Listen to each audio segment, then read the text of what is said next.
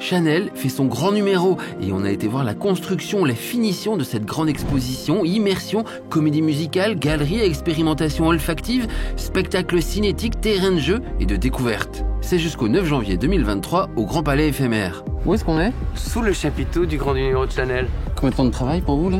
Petite année.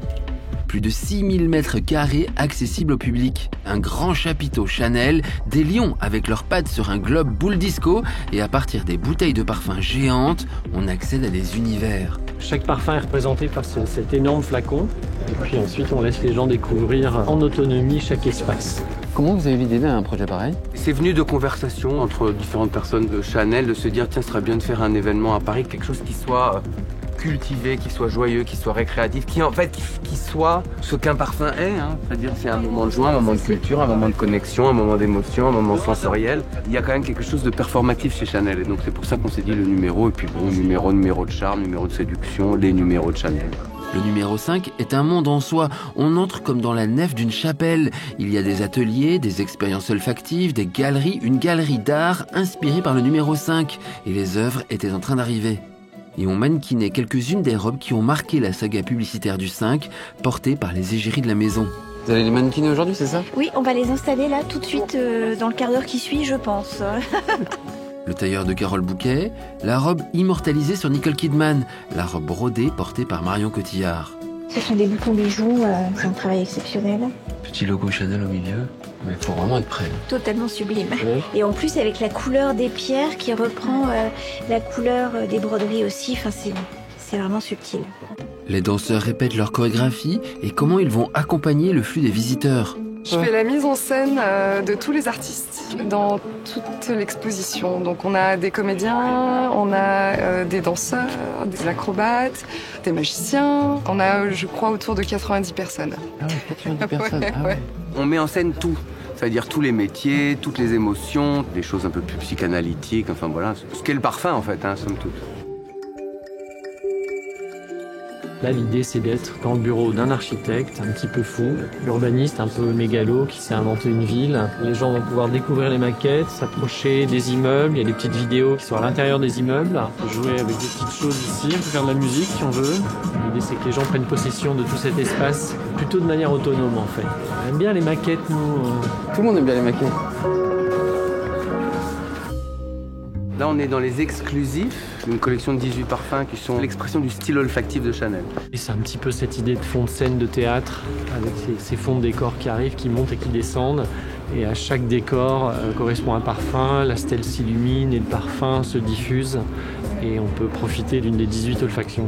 La diffraction, le morcellement, la reconstruction, la multiplication à l'infini d'une seule et même image qui devient une même image, ça c'est infiniment Chanel. Chez Coco Mademoiselle, on est dans son repère. Il y a du rose, des jeux d'échecs, un dressing digne de film d'espionnage.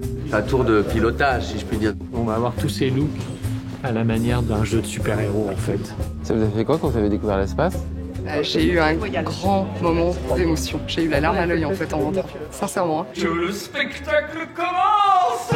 Bienvenue dans le backstage de la loterie Chanel. Voici ces 4 jetons que je vous donnerai et la chance sourit à ceux qui la provoquent. Je veux le truc en or. Faites vos jeux.